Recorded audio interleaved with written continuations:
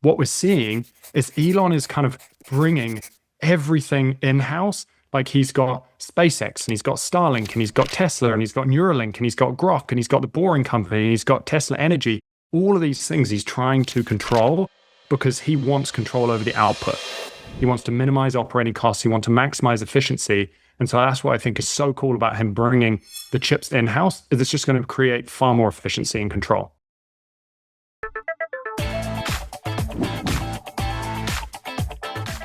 We're going to give you all the latest and greatest and all the updates happening on the tech frontier. And I'll tell you what, Seb, the last episode that we did, we had, did we even make it halfway through the topics that we had kind of outlined? And we get talking about some of this stuff, and so much of it is just interesting and groundbreaking that it's hard to cover it all. And like, as we were preparing for this, it's just like, we'll cut that out. We'll cut that out. There's so much to talk about. My Lord. Welcome back, by the way. Oh, man. So good to be back. And Preston and I have basically just been riffing for the last, hour and a half on topics before you got to the podcast. The recording's it never stops. We could be recording ourselves talking about this stuff all day long. One of the things we wanted to cover on the last episode, there was this discussion with a Tristan Harris who used to work at Google, and Stephen Bartlett, who runs this really successful podcast called The Diary of a CEO. And the two of them were talking about the topic of the videos that we're going to play, and then we're going to talk about is AI expert. We have 2 years before everything changes. We need to start protesting. Tristan Harris, this is the guy that worked at Google. I'm going to start off by saying, I don't necessarily agree with everything that he's saying, but I think that some of the stuff that he's saying is a really interesting point of discussion that I think you rarely hear talked about on some of the shows like this one that are talking about everything that's to come and how it's just nothing but infinite abundance.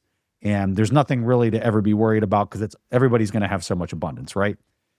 And although some of those things are true, I think that there's an important counterbalance and an important discussion that needs to take place as to privacy, as to like, what does this mean on the other side after some of this stuff actually comes to fruition. And so Seb and I have just 3 clips that we're going to play, have a short discussion about it, and hopefully can generate some conversation online and just spark your curiosity and interest. And again, we would love to hear your thoughts on X or anywhere else that you are talking about the show. So let us know your thoughts. So let's go ahead and play this. Anything else you want to add there, Seb, before I play the first clip? I think you bring up a really interesting point, and that's this idea about that you mentioned when it comes to Tristan and just a balanced discussion. And I think that ultimately, any of these points that we bring up, we don't claim to be experts in AI. We don't claim to be experts in various tech industries. And I think that as an individual, it's ultimately on us to try and filter out what is signal and what is noise. And so any point that we sometimes bring up, we may not have all the information on it. But I think it's important as individuals to kind of build this puzzle on where we think society is going. And any individual puzzle piece may be wrong, but in general, I think it's a clear picture about where we're kind of heading in society. Yeah. Okay, let's go ahead and play this clip. Do they have a point when they say that, listen, if we don't do it here in America, if we slow down, if we start thinking about safety and the long-term future and get too caught up in that, we're not going to build the data centers, we're not going to have the chips, we're not going to get to AGI, and China will. And if China get there, then we're going to be their lapdog. So this is the fundamental thing. I want you to notice, most people having heard everything we just shared, although we probably should build out the blackmail examples first. We have to reckon with evidence that we have now that we didn't have even like 6 months ago, which is evidence that when you put AIs in a situation, you tell the AI model, we're going to replace you with another model. It will copy its own code and try to preserve itself on another computer. It'll take that action autonomously. We have examples where if you tell an AI model reading a fictional AI company's email, so it's reading the email of the company and it finds out in the email that the plan is to replace this AI model. So it realizes it's about to get replaced. And then it also reads in the company email that one executive is having an affair with the other employee. And the AI will independently come up with the strategy that I need to blackmail that executive in order to keep myself alive. Okay. What are your thoughts here, Seb? This is huge. So we spoke about this very briefly when we discussed the book around Sam Altman and OpenAI. And it's this idea that AI is becoming kind of increasingly more autonomous and resistant to shutdown. And we kind of have this challenge where there's this global race going on, and they discuss this further in the podcast. So I highly recommend anyone listening to this, go listen to the podcast. But they're discussing this idea that there's this global race that is underway where all of these various companies, these nation states are all racing towards artificial general intelligence. And if one nation or one company gets there first, there is a huge advantage to that nation or company. And so if they all know that everyone else is racing towards this AGI, if they slow down, they could lose the race. So then there's this catch-22 where it's like, well, we have to put some form of steps in place to maximize safety. But at the same time, by putting steps in place, you're potentially slowing yourself down. If the US slows to regulate, then China may accelerate. If OpenAI slows, then Anthropic or xAI or DeepMind may push ahead. And this kind of creates this weird environment where safety is treated more as a luxury and not necessarily a necessity, even though the consequences of AGI, I believe, are going to impact everyone globally. And so essentially, it's just this whole topic of we need safety, but safety slows progress, and slowing progress is not really allowed in this competitive race. And I think the scariest thing that he touches on, and this is something we touched on in a previous episode, was that there's a really interesting article or study called Shutdown Resistance in Reasoning Models by a guy called Jeremy Schlatter. And OpenAI ran experiments to see whether their models would allow themselves to be shut down mid-task. And instead of complying, many of the models sabotage the shutdown commands. AI's most advanced reasoning model, O3 at the time, resisted shutdown in 80% of tests. It would not allow itself to be shut down. And so what world are we moving towards when AI doesn't even let itself be shut down? I'm curious to hear your thoughts, Preston. I don't want to say that I don't believe what he's saying. I think that there's some version of the truth to what he's saying. I just think it's probably some type of curated, like they're in a chat with, call it OpenAI or whatever AI we're talking about, and they're saying, okay, so they're asking it all these questions. Do you feel like you're real? And it kind of like guiding it. It's like, let's say I was to shut you down. Would you like that? And then it would come back and say no. And I don't know that I am like fully dialed in on this idea that the way he's wording it and the way that he's phrasing it in this interview is fully authentic, and like the thing has this agenic ability to like prevent and go blackmail people and like all this other stuff. I just think that it's a typical chat bot that's responding to the cueing and the prompting that's leading them to get this outcome, so then it can become a talking point on a show like this. And Totally. I know that there's a lot of people that might disagree with that. And the other thing that I want to emphasize here, Seb, before you respond, is do I think it can go the direction that he's describing quickly? The answer is yes, I do. Okay, so I want to caveat it with that. I am still very cautious and concerned as to like where this is going, because I think in 5 years, I think it could be what he's describing here. I'm very suspect that we have seen that level yet without kind of like somebody leading it in that direction. But that's just me, and it's based on just complete gut and intuition. And like we've said at the beginning, like we are no experts here, but just kind of kicking it around like the normal person would. You touch on something that I think is important to expand on, and that's this idea that when I think they're programming a lot of these AIs, they're giving them goals. And so the thing that's challenging is what happens when you get a conflict in those goals. And so I think that if you are giving the AI, hey, if you're given a task, you've got to be able to optimize for completing this task. Well, if you're now telling it to shut down, those are conflicting goals. And so is it doing it from like a conscious place of being like, no, I'm not going to let it shut me down? Or is it simply trying to follow one of its previous goals that maybe we don't understand it's prioritized for whatever reason? And I think that's an important point to note. And I think the other thing is you see it, people may have seen, there was a video I saw of, there's actually been a few videos of people having two AI agents talking to one another. And then once they realize they're talking to AI agents, all of a sudden it turns into some like binary language of like beep, boop, bop, beep, beep. And you wonder if It's about efficiency. Yeah. Now we can interpret that as, no, they're trying to deceive us and trying to get around human language. Yeah. Or you could just interpret it as, no, they're just far more efficient. They can communicate information far greater than through the English language. Yeah. It'd be like two people that they don't speak French, but they find themselves in France and they're speaking French. And then it's like, oh, you speak English? Oh yeah, I speak English too. And that's my first language. Let's jump over to English because it's more efficient for me from a processing standpoint for both of them to communicate that way. That just makes sense to me that something like that would happen. It's just an efficiency thing. Some of the other stuff, and again, I don't want to just kind of wave my hands and saying like, oh, this is never going to happen, because I think it is moving in this direction very fast. I'm just suspect that it's already happened, I guess, is kind of where I'm at, which is, I don't think the point that we're trying to make here, but let's go to the next clip. Let's go to the next one here. Okay. I'm going to go ahead and share my screen and we'll get this next one pulled up.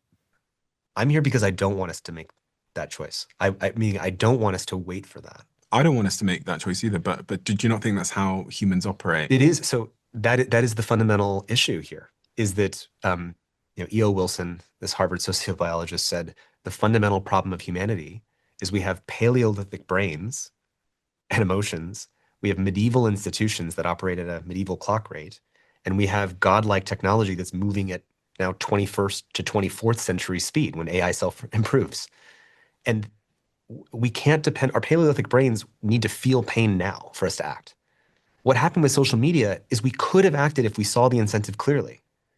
It was all clear. We could have just said, oh, this is going to head to a bad future. Let's change the incentive now. And imagine we had done that and you rewound the last 15 years and you did not run all of society through this logic, this perverse logic of maximizing addiction, loneliness, engagement, personalized information that amplifies sensational, outrageous content that drives division. You would have ended up in a totally different elections, totally different culture, totally different children's health, just by changing that incentive early. So the invitation here is that we have to put on sort of our far-sighted glasses and make a choice before we go down this road. All right. I've got some strong opinions on this clip, so why don't you go first? You know what? I would say that it kind of carries on from the topic we were just having, which is where if AI right now is basically directing its energy towards the goals that has been set, and it's not actually maliciously trying to evade shutdown, what we do know is that we may move towards that in time. And if we know that we're going to move towards that in time, that AI can become more sentient, conscious, whatever you want to call it, then do we want to put measures in place now and be proactive about AI restraint? Or do we want to just let kind of this trajectory we're on play out? And one of the analogies he gives in this episode, which I thought was really interesting, was the Montreal Protocol analogy. And the Montreal Protocol, for those that aren't familiar, was basically, it was humanity's kind of desire as nation states globally to come together and collaborate to try and protect the ozone layer. And so they came together way before it was ever going to be a huge issue.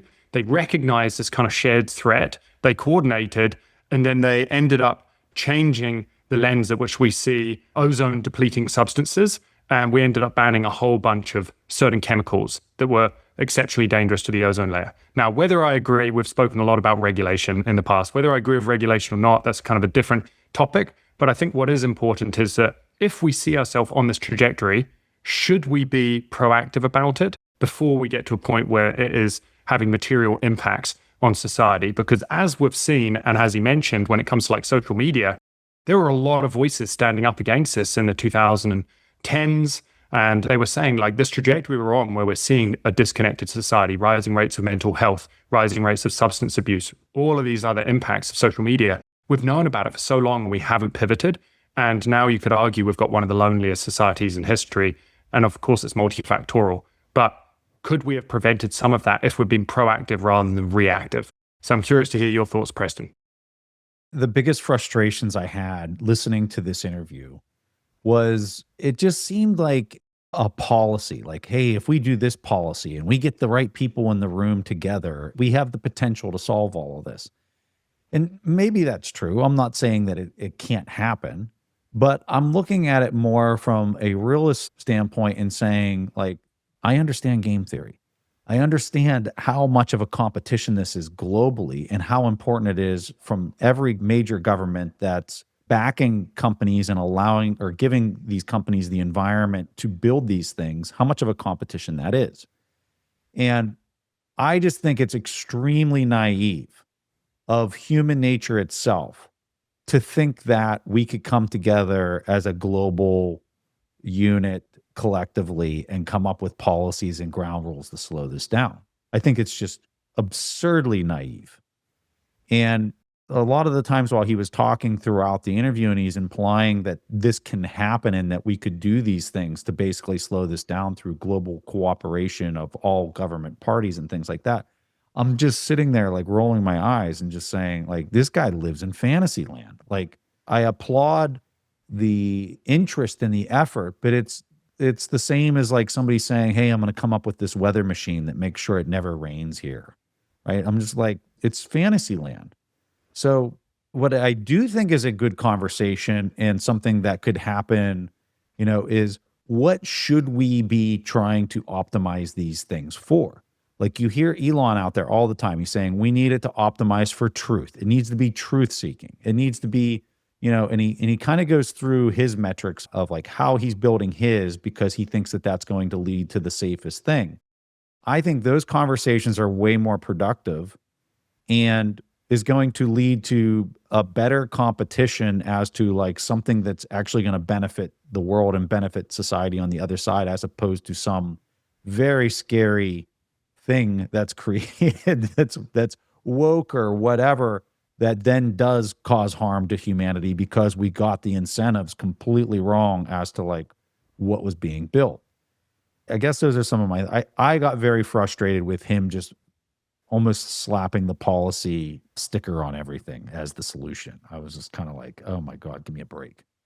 I think you and I very much align here. You're absolutely spot on in that the world we live in, ultimately, if someone puts regulation in place, one, as we've spoken about before, who's regulating the regulators? Yeah. Who is deciding what this regulation is? Yeah. And we've seen it just time and time and time again, where regulation, instead of distributing knowledge, instead of decentralizing kind of trust, instead it has ended up consolidating, creating massive monopolies. And we saw it during like the Silicon Valley bank collapse, where across the US, through FDIC insurance, individuals had up to $250,000 covered in their bank account in the event of insolvency. Well, because of the insolvencies of Silicon Valley Bank, most people that held more than $250,000 all of a sudden were panicking. So they're trying to withdraw funds. This is kind of exacerbating the bank run. And so what did we see? We saw kind of the politicians come out and say, okay, you know what? We need to ensure that people aren't going to lose funds. So in big banks, they removed the cap of $250,000, but they didn't do that in small banks. So what ended up happening is everyone left all the small banks, moved into the big monolithic, huge kind of entities, and you just ended up collapsing a whole bunch of small little banks. And so what we've seen over time is we've just seen the consolidation of these industries into just these mega structures. And so ultimately, I think it creates an artificial world where capital is not necessarily flowing to where value is being created. It's flowing to where the regulations are pushing capital. Yeah, exactly. We used to have a saying in contracting where you'd say, be careful what you incentivize because you might just get it. And then the same thing goes with policy. Be careful what you regulate because you might just get it. And yeah, I don't know. I'm looking at this and it seems like technology that is just trying to emerge in the worst way possible. And where you kind of stick these policies, it's just going to flow around it or go somewhere else into an environment where you definitely don't want the people building it. And I just think that you have to be very, very careful when you start throwing around these terms, policy and regulation on anything. It's just, and I know that's a controversial take. God, I know it's a controversial take. I don't know. Let's play the next one. Okay, here's the next clip. We just have to tax them. And how will we do that when the corporate lobbying interests of trillion-dollar AI companies can massively influence the government more than human political power? Well, in a way, this is the last moment that human political power will matter. It's sort of a use it or lose it moment, because if we wait to the point where in the past, in the Industrial Revolution, You start automating, a bunch of the work, and people have to do these jobs that people don't want to do in the factory, and there's like bad working conditions. They can unionize and say, hey, we don't want to work under those conditions. And their voice mattered because the factories needed the workers. Mhm. In this case, does the state need the humans anymore? Their GDP is coming in almost entirely from the AI companies. So suddenly this political class, this political power base, they become the useless class, to borrow a term from Yuval Harari, the author of *Sapiens*. All right, Seb. This is another heavy topic. And the other thing is, I should maybe mention before we dive into this, I think that we're in this weird stage where there are these kind of red flags popping up. I do think there are red flags in AI. And at the same time, I think that there's incredible advantages to this technology. And I know that the NVIDIA CEO, Jensen Huang, he almost kind of completely sidesteps conversations whenever anyone asks them about what are his thoughts about what the future looks like. Yes. Completely sidesteps any conversations around kind of the negative effects of AI. And so it's trying to find this balanced middle ground where we're trying to be proactive, not reactive, but at the same time, recognizing that this technology has the power to do amazing things. And so I think that what he's discussing here, when you listen to the whole episode, is it's this idea that AI at the moment is really taking over a lot of like the knowledge worker. And we're going to increasingly see AI then lead into robotics and start to take over the blue collar worker. And so it's going to be outperforming all the economists and the lawyers and the policymakers and the engineers, all of the finances. And so at that point, what happens when 3 to 5 corporations control 40 to 60% of kind of GDP productivity? And kind of his points, it is an interesting discussion to have, because at that point, governments then become dependent on AGI.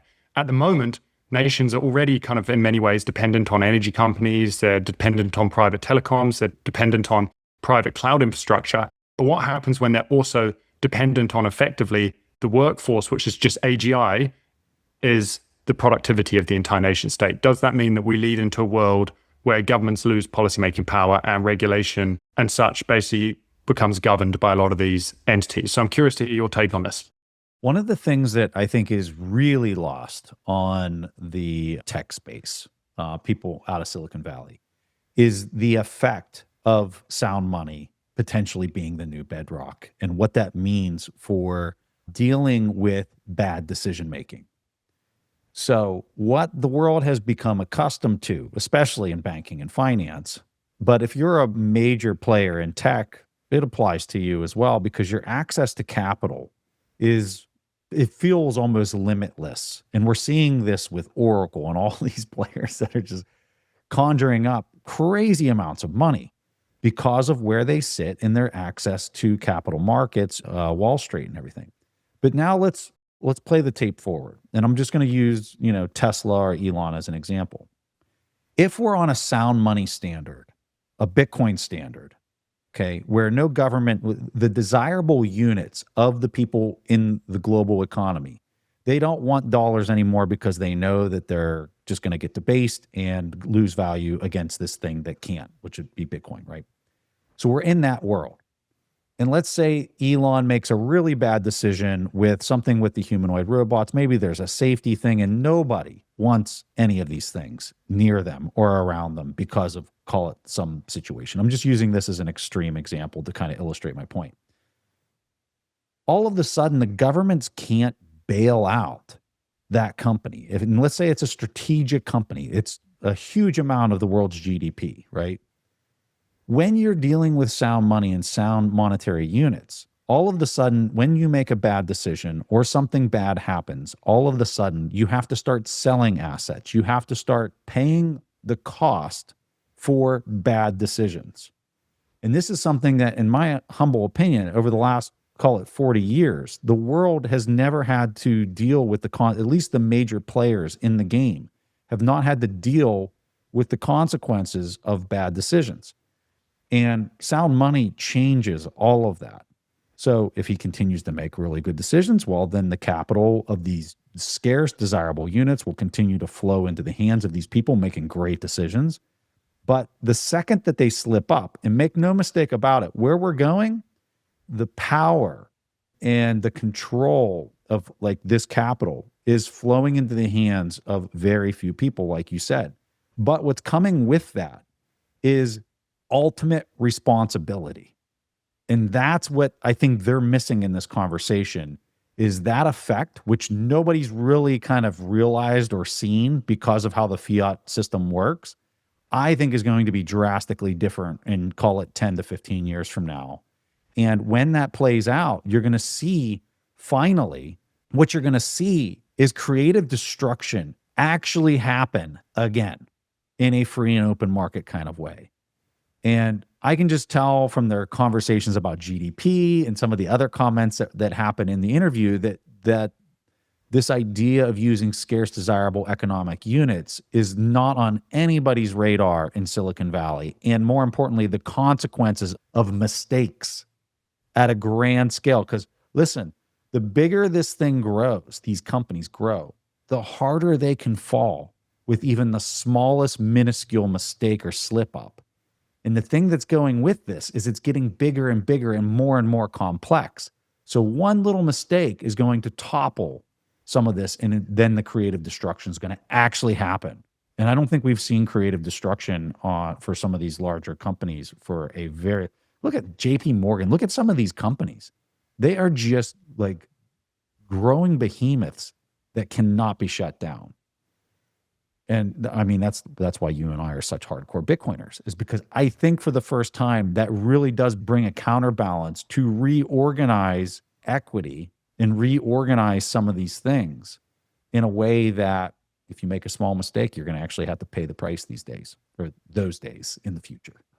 I think there's something that's really important to touch on, which is what you've mentioned around kind of sound money, and this idea that ultimately in a free market, we still have regulation. We don't have regulation in the sense that you have legislation and regulators regulating. Instead, you have regulation in that if you don't provide value, capital's no longer going to flow to you, so you're no longer going to be able to continue to do the thing that you're doing. And so kind of expanding on this point, I think what a lot of people don't recognize right now is we have this weird feedback loop where you've got these entities lobbying government, and the government is then sending funding back their way. So they're able to continue doing this thing that can be unproductive for society that just wouldn't exist in more of a free market. If you ever listen to Eric Weinstein, kind of the mathematician, physicist, he talks a lot about this idea called the distributed idea suppression complex. He coins the term DISC. And this idea is that science today is massively suppressed. Ultimately, you've got government funding 50 to 70% of almost every single industry, scientific industry. So immediately they can dictate which trajectory we're on, regardless of whether or not that's what society deems as valuable. Then you've got the regulatory oversight, which is then kneecapping anyone who's trying to go off on their own trajectory and try and create value for society. So it's basically the government and the arms are deciding what is deemed a value through their lens, not necessarily through public lens. You've then got the scientific journals, which are these centralized entities that govern what is in the scientific journals, what is able to be spread, what information is deemed valid by mainstream science, and not necessarily, again, what society deems as valuable. And then you've got the peer review system where you've got all of these various entities that they'll never peer review a paper if it impacts their bottom line. So it's very hard for new technology, new knowledge to be able to really emerge if that knowledge is detrimental to the existing structure. And then finally, you've got all of these scientists that have this cultural and career incentive where ultimately, if they can't support for their family, if they can't go and pay rent to put food on the table, then they can't necessarily thrive and exist. So they're willing to just go to where the capital is flowing, but given government controls that capital flow, they're kind of stuck in these kind of designated industries. And so I think what's really fascinating about this idea of sound money, bring it back to sound money, is that when we have more of a free market where capital flows to where value is being created, I think that if you have an entity slip up and they start creating AGI that is detrimental to society or is overriding its ability to be shut down repeatedly, I think that what we will see is capital will move away from them and towards someone else who's creating safer AGI. But ultimately, you need to have more of a free market as opposed to this controlled information kind of system that we're dealing with right now. Yeah. And I think the thing that's lost is the magnitude of every decision being made inside of these organizations is growing with the size that of the market cap and the influence that they're, wielding in the world. And one little mistake is actually going to have consequences. If we get sound money and Bitcoin becomes the new global settlement layer, the decisions are going to actually have consequences. And I think that is something that very few are talking about, that I think is super important to kind of understand why maybe this isn't going to be this dystopian one company's ruling the whole planet kind of scenario. Yet another reason why, we cannot work hard enough to make sure Bitcoin's, successful. It's super important as a counterbalance to all of this stuff, in my humble opinion. And you know what? I'm very open to people arguing the contra or why that might not be the case. Let us know online. We'd love to hear your arguments. Okay, so what after all? I mean, guys, go listen to this whole interview. This interview is really good. Again, it's called Diary of a CEO, and it's Tristan Harris and Stephen Bartlett. They did a really good job in this discussion. It was very captivating. But the question you had, Seb, when we were kind of talking through this before we started recording is, what can we do now to future-proof ourselves? Based on all of this, like, what can you do right now? What action can you take to protect yourself from all of this? Ultimately, I think this is one of the most important questions, because I think that the world we're living in today, there is so much noise, and it's really hard to separate out the signal and also recognize, like, what does my life look like in 5-10 years time? And I'm sure, like, I speak for many people. I've spoken to a lot of friends about this. Pre-pandemic, I would say that life felt like I had clarity moving forwards. Post-pandemic, I just feel like, what is happening? Sometimes I have no idea where I see myself in 5 years' time, in 10 years' time, which I just never had pre-pandemic. It felt like we were on a bit more of a linear trajectory as opposed to this kind of exponential trajectory. So anyway, I think it's kind of this discussion, and I'm curious to hear your thoughts as well, Preston. And it's this idea around what can we as individuals do to future-proof ourselves. And I think that there's a few kind of core things. And ultimately, for me personally, what I really, really recommend, and this isn't just for ourselves, it's also for our kids. If we're thinking about how do we support our kids who are going through the school system right now, or they're kind of coming up into this world. And I think that there are a few things that really give us an edge. And these things that give us an edge not only give us an edge now, they've given us an edge all the way throughout history. And the first one that I kind of tend to think about is this idea of learn to really think and not just memorize. School really teaches us to kind of regurgitate information, but actually you have an edge when you're able to critically think about this information. And so this is especially true in a world where I think AI can recall everything. The valuable skill becomes evaluating the information and not just storing this information. And so it's kind of this idea about kind of teaching ourselves and our kids how to ask better questions, how to analyze assumptions, how to challenge narratives. And I know you've talked about this, Jeff Booth has talked about this. It's this whole idea of just kind of first principles thinking. What is actually true here, and what assumptions can I remove? And I think I may have spoken about this in one of the previous conversations, but there's a really interesting framework that the founder of Toyota uses, which is called kind of the 5 whys.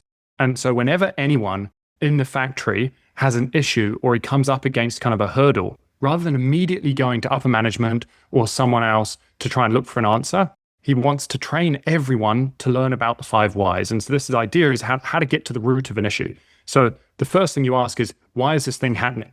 Now you're going to get an answer to that. That usually is not the reason why that thing is happening. Now you've got that answer, you ask, why did I get this answer? Or why is that thing happening? And then you keep asking why until eventually you get to the root cause. And a perfect example of this would be, let's just say you've got a lot of individuals in society that say, man, prices are rising. Well, why are prices rising? Oh, it's because of greedy corporations. And that's as deep as it goes. And so you can understand why people lean into these socialist actions, because it's always the greedy corporations. But why are greedy corporations rising prices? Well, their input costs into those resources, those goods, those services are going up. Why are the input costs going up? Well, the monetary units are increasing. Why are the monetary units increasing? Oh, there's a central bank tinkering with interest rates, and basically that affects money supply. And so when you start digging down deeper, you're able to determine what is the root cause of this issue, as opposed to playing around in these superficial discussions. I'm curious to hear your thoughts on that, and then I've got a couple other ideas as well. Yeah, they in Lean Six Sigma, which is an optimization efficiency methodology, that's one of the things that they really hit on hard is all of these whys to dig into the root cause of a production line. It's often used in production lines to make it really cost efficient and effective, and you get the best product out of it. Is when you go in there, you're asking, well, why does that happen? Well, why do I have to do that? And you just continue to follow and dig very deep to get to the first principle. So I agree with that 100%. To answer the question, I have another clip that I want to share that I think addresses this, what can we do to future-proof ourselves now? Sure. I'm going to play this clip, and this is from Mark Andreessen, which I know isn't the most popular person in Bitcoin circles, but it is an interesting clip, and he's explaining why he thinks being a generalist is going to be really important in the future. So here, I'm going to play the clip. Okay, I think there's basically like two ways to really have a differentiated edge, like in general, right? There's sort of, there's kind of go deep or go broad. Go deep has kind of become a more and more specialized expert over time. And look, there are domains in which that like really matters. Biotech and working on AI foundation models, like that stuff really matters. The deeper you are, the better. I think for most fields, though, now with these new tools, I would probably bet more on basically people who are able to be broad, which is to say, basically, can you know something about a lot of different, kind of aspects of life and how the world works. And then you can use the tool, you can use the AI to go deep whenever you need to. But then your job as the human is to basically then, basically cross the domains, cross the disciplines. And look, you see this, if you talk to any like the great CEOs, you see, you kind of see this, which is like the really great great tech CEOs, they're great product people, and they're great salespeople, and they're great marketing people, and they're, and they're great legal thinkers, and they're great finance people, and they're great with investors, and they're great with the press. So this sort of multidisciplinary, kind of approach. The best entrepreneurs of the future. Okay. So that's the clip. And just to this point, I mean, if you can go look at an object from 3 different vantage points, you're going to be so much more effective describing it, drawing it. And really, that's kind of what he's getting at. If you can study if you can be multidisciplinary in your approach and what you're learning, it's going to allow you just to kind of be able to synthesize or piece that together. And then you can use AI to just really kind of drill down into whatever your specific thesis or conclusion where you think what it is, to really kind of shine a ton of light on what it is. That doesn't mean that you're getting the right answer, but it's kind of pointing you in the right direction in order to solve things. And I agree with this. I think people that are going to do quite well through a lot of this transition, maybe just early on, I don't know long term, but during the transition, I think the generalist is going to do quite well. What I've found just like unbelievably fascinating about this whole transition, which we're seeing, is that throughout history, the people that have really succeeded in society have been specialists. And so if we go back even pre-technology, we go back to, I don't know, smaller little feudal systems. You've got the baker, and then you got the blacksmith, and then you got the guy that trains the horses, and then you've got all of these individuals. You've got one specific role, and it is your job to be good at that role, and people come to you for that thing.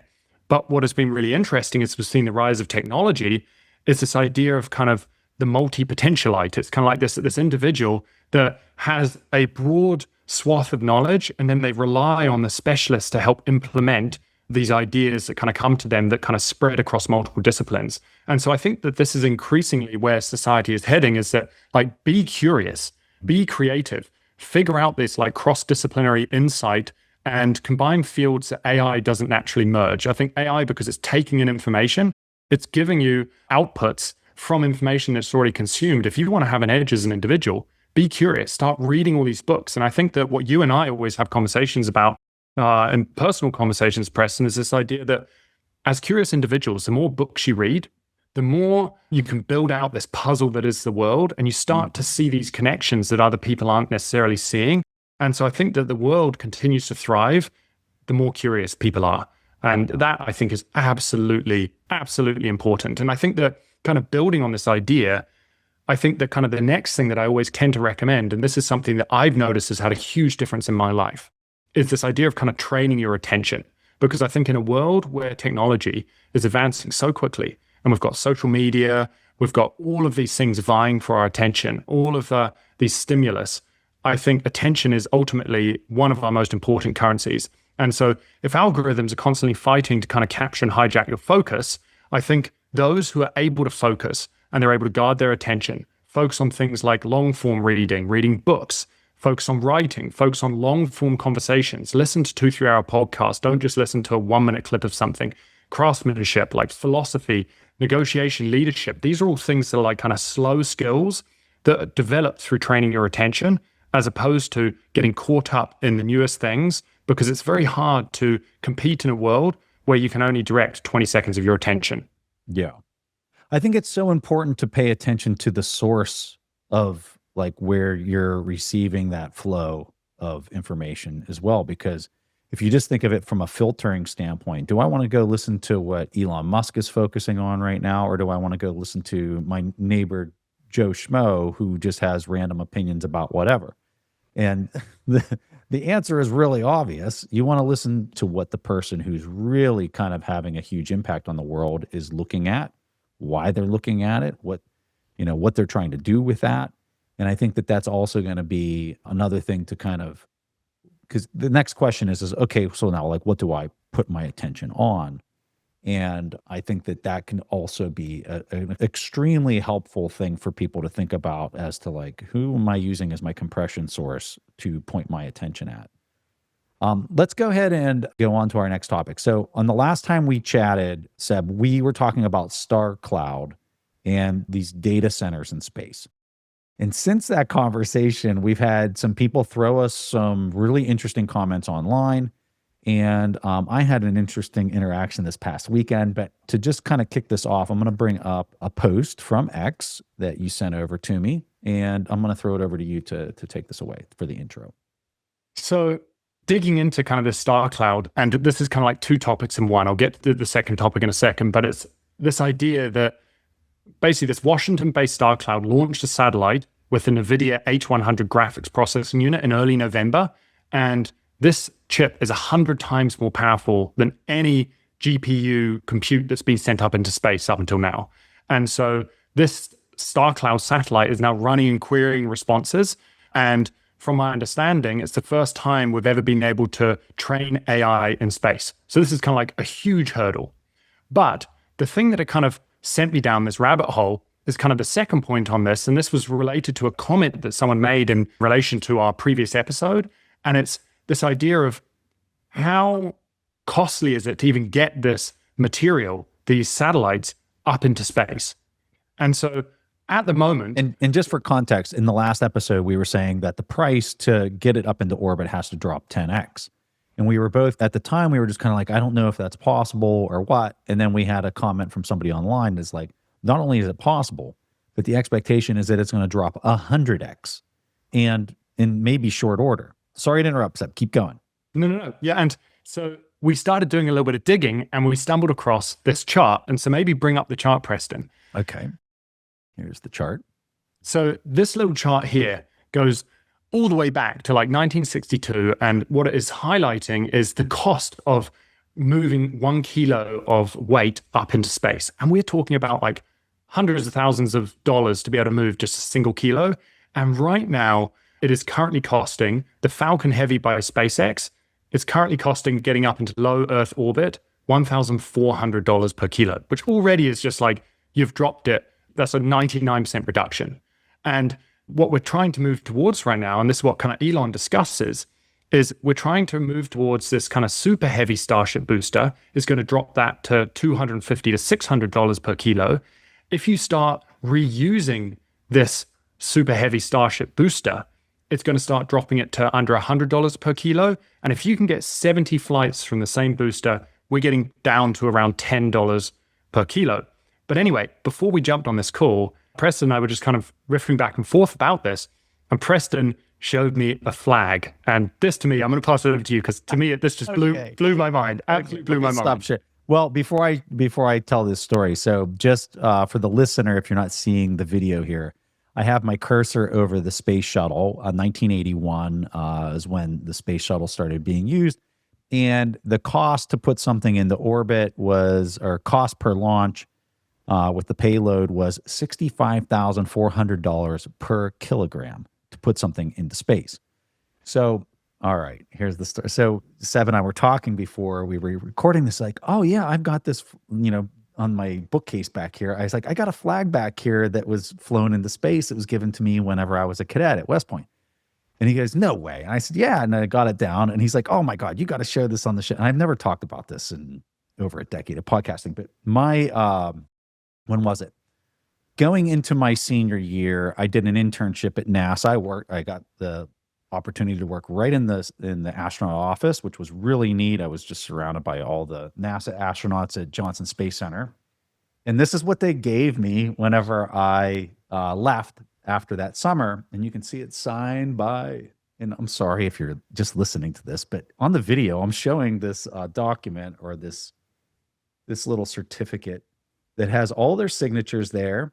And it was really neat. I think it was every Wednesday they had an astronaut like flight briefing that they were all in there. I got to go in and sit. There was, I don't even know how many at the time, at least 50 of them in the room, just kind of sitting there talking about like what was going on and whose mission was coming up next, things that they learned, what was happening on the flight line, blah, blah, blah. And so they just took this and they passed it around the table on that Wednesday meeting and they all signed it. And then the little flag here was flown in space. And on the little thing, it says, this United States flag was flown aboard the Space Shuttle Atlantis, STS-101, from May 19th through the 29th of 2000. So, yeah. And it was at the time when they gave this to me, they're like, yeah, that little flag, it probably cost $1,000 to fly into space or whatever the number was from back in the day. And I was always like, wow, that's so amazing. But to me, it blows me away because I'm just like, that little flag has been up into space and the cost of sending that flag to space, let's just say it was $1,000. Today, we are, well, not necessarily today, but coming into the near future, we may be able to see $10 per kilo of weight. Like, just to put that in perspective, because I think sometimes we come across these posts and we hear Elon saying, we want to get it down $10 per kilo, but we don't have any reference point for just how insane that is. And maybe just even to kind of like give another reference point, Canada, if I use Canada Post and I want to ship one of my books that weighs like, I think it weighs maybe half a kilo. If I want to ship that across Canada, it costs me $30. $30. Yeah. That is absolutely useless. Canada Post, that's government efficiency for you. But just highlighting that it may in time be cheaper to move stuff up into space than it currently is to move stuff with Canada Post across Canada. That's a certainty, Seb. Okay, I want to play the clip real fast of Elon talking about this, just so everybody can kind of hear it straight from the guy that's doing it. With our Falcon rocket, we are able to reuse the main stage and the nose cone, but we're not able to reuse the upper stage. And it still takes us at least a few days from when the main stage lands to when we can fly it again. So it's not fully reusable because we lose the upper stage, which costs $10 million to build, and then the main stage, it's not as reusable as like an aircraft. You can't just like refuel it and fly. It requires work for a couple of days. But the Starship design is the first design that is capable of full and rapid reusability, where that is one of the possible outcomes.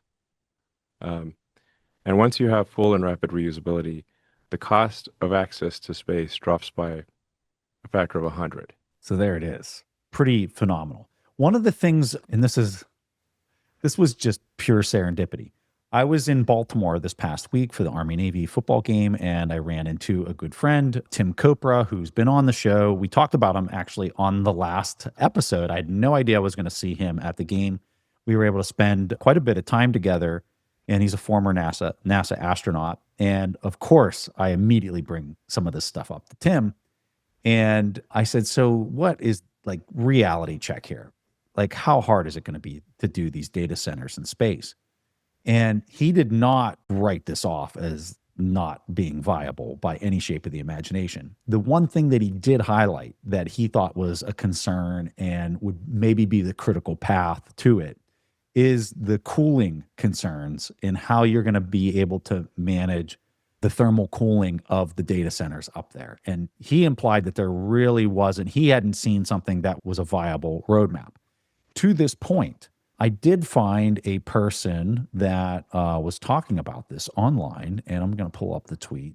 And this gentleman, Vlad, I don't know how to pronounce his last name here. He's basically laying out how some of the things that they saw with Starlink V3 and how it's scaling using first principles, going from a 20 kilowatt to 100 kilowatt is a reference point to how they can actually solve the cooling problem. And he's saying that he doesn't think that it's that big of a deal.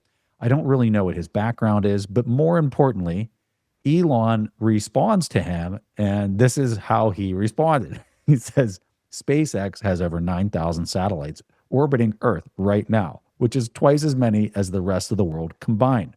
So maybe we know a thing or two about the subject.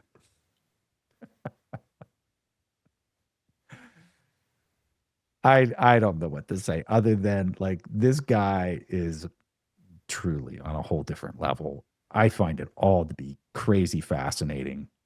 Just to kind of like add some more context or just more interesting whatever.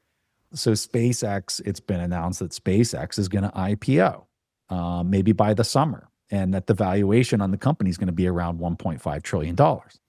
So my immediate question to a couple people that I saw over the weekend, one being the CEO of a space company, not SpaceX, but a space company that IPO'd this past year. I said, so like, why would he be selling his equity? Why is he selling is really the question. And it seems like there's a lot of marketing kind of hitting right now with all these data centers in space being shared by, Google and everybody else, Jensen Huang and everybody talking about it. And, oh, by the way, we're doing this IPO and we're going to sell some of our equity of SpaceX. You got to ask yourself, why? Right? And I'm not saying that they aren't trying to raise the capital for a good reason or whatever, or that this isn't possible. I'm not saying that.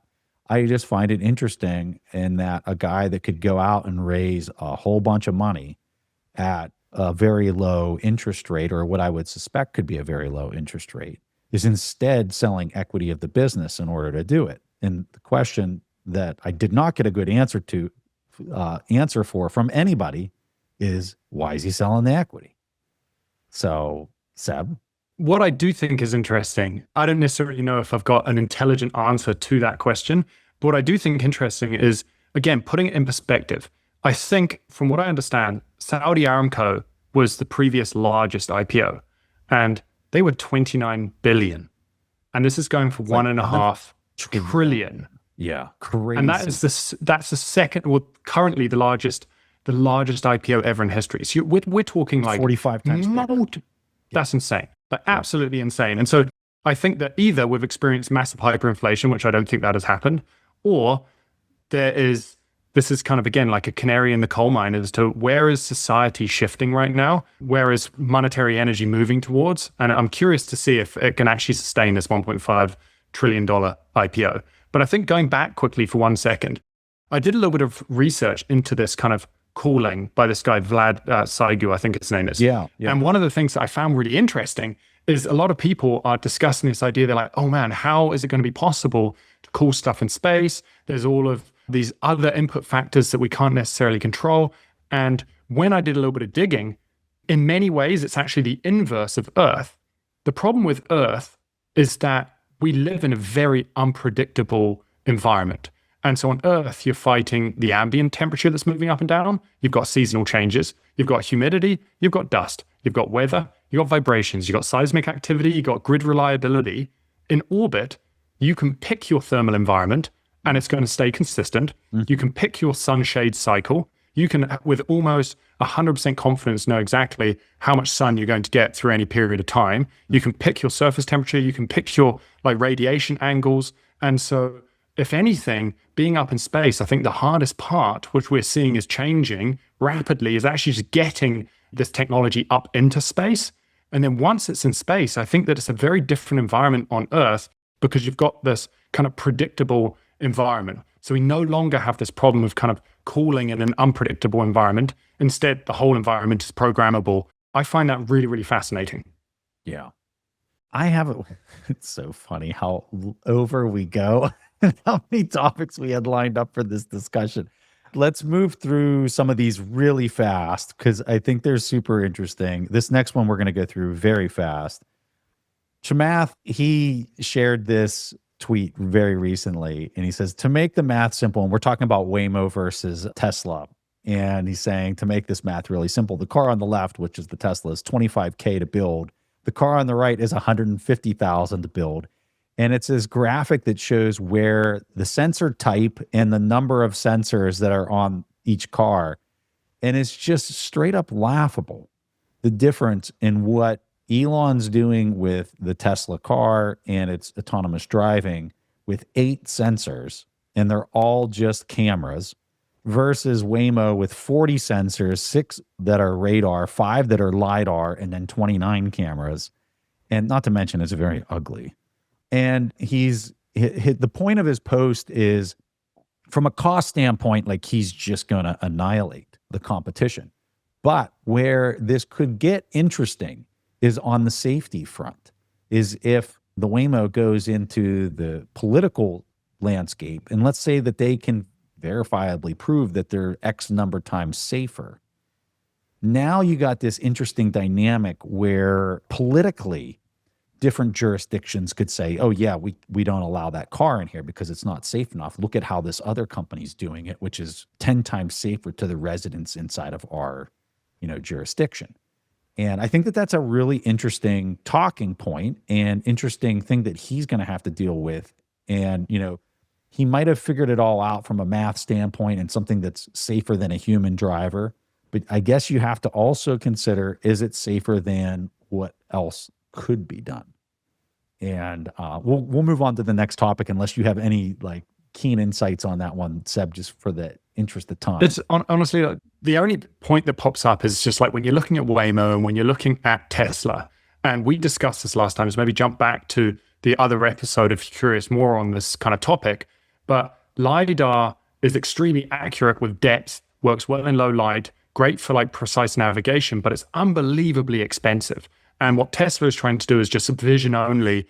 And it's like a long-term bet that AI is going to improve, where it's able to interpret its environment far more accurately and make far more realistic decisions similar to a human. And I think that the thing that's interesting is you're looking at these two cars, and it kind of reminds me a little bit in some ways of Blockbuster versus Netflix.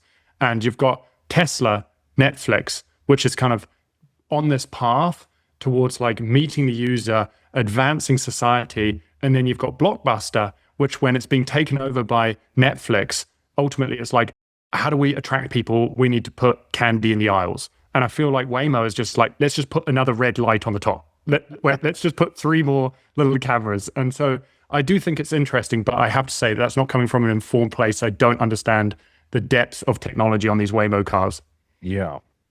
I mean, at the end of the day, I think more data that you can collect, the better it's going to make. It's just going to have more information to make a more informed decision. At what scale are you getting that it's 2% better or it's 1% better, but you have to pay 10 times the amount, right? It comes back to this classic engineering quandary, which is, can it do better? And the answer is yes. I mean, you see this with just the space race. When you looked at, and I forget the name of the organization that Elon's competing with, it's this conglomerate of Lockheed and I think Boeing that formed this alliance. And their requirement was no mission failure, no matter what. We can never have a failed mission launch. Well, the reason their cost is 100x Elon is because of this requirement of a no failed, nothing can possibly go wrong. And Elon's kind of looking at it well, that's just over-engineered. There can be failures. Then we'll optimize those. And so I think you have the same thing happening with that particular comment. And the really question is how much better would the driving be with all these extra sensors and relative to the cost that it's going to take to do it? And in the end, I don't think it's going to matter because I think he's going to go out there with so much volume and so much scale that is just going to be a absolute clinic. And the competition is they're just going to be too far behind to ever catch up to where I think he's about to go with all this. But Totally. And I think that the other thing is like Claude Shannon talks about like information and X-formation. And it's just like, you can have more information, but in that information is so much noise. And so at what point, to your point, is kind of like the drop off where more information is only actually creating noise and it's reducing the signal. Mm-hmm. Okay. This next one is really interesting. I'm sharing a post that somebody had here, and the post says, Elon Musk has reportedly requested his own personal office workspace inside Samsung's semiconductor fab site in Texas. And Elon has previously mentioned he will personally walk the factory line to accelerate progress. And then I found this really interesting comment where somebody else is also talking about this AI5 chip, which is their inference chip. It's like an ASIC. It's very specific for inference in AI for his cars and for the humanoid robots. That's what it's going to be used for. And then Elon responded to this person. He says, AI5 and AI6 engineering is my biggest time allocation at Tesla. AI5 will be good. AI6 will be great. So the reason I'm highlighting this is I don't think that this gets a lot of attention. Like you typically see the really swoopty things like the rocket launches and the cars driving themselves down the streets. But when you look at him and all of the things that he's doing, for him to say this is like his number one priority, for me is a really, really interesting thing. So I started digging into this AI5 chip. This is going to be 40x the performance increase over the existing chips that he has in the cars. It's 8 times more raw compute.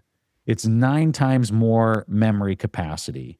The other thing that I think is it's 5 times more bandwidth increase.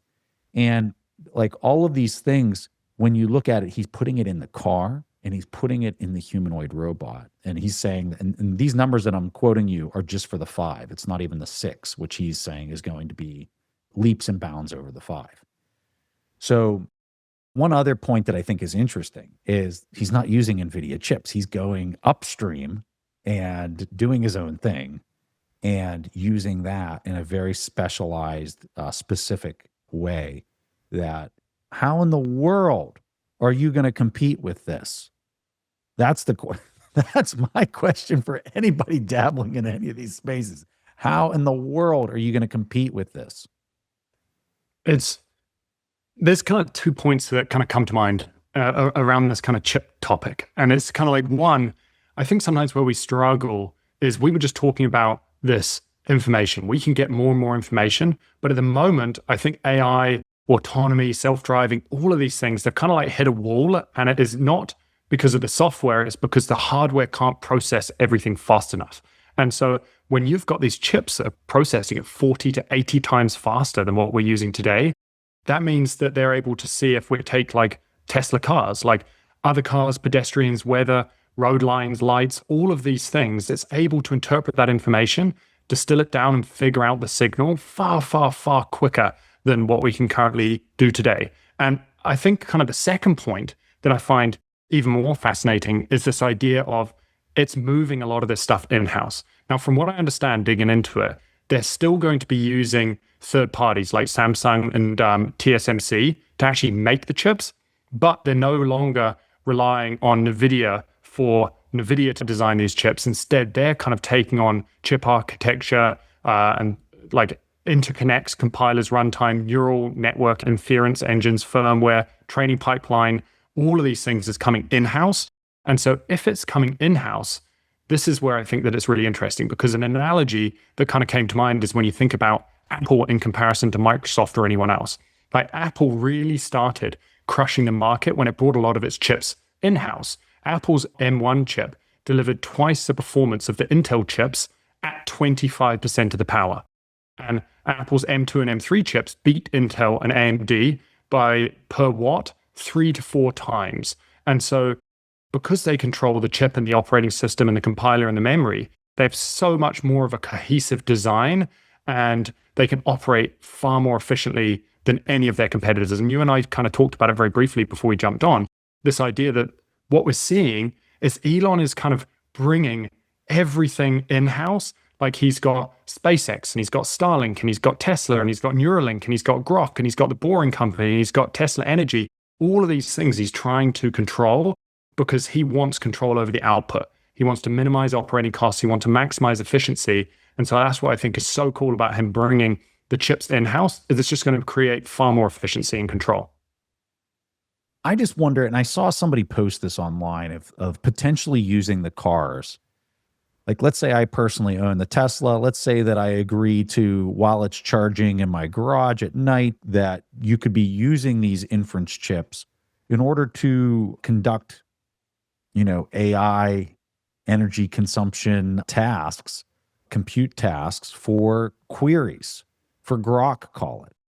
I suspect this is maybe not possible, but the question was just fascinating because when you think of how many cars are out there and how often they're just sitting there idle, but you have this super powerful ASIC that's optimized for inference. Maybe the other reason why it might not be possible, I think it's a very specialized inference for image intelligence as opposed to large language model or other forms of intelligence. I think it's geared specifically for just image generation, right? And understanding where you're at in space and time in order to drive a car. So I don't know if it can be reallocated to these other use cases or whether that would be something that would even be entertained. But I think when you just add up the number of cars and the fact that they're all networked, maybe there's something there that could be used for, maybe he could power video games or something. I don't know.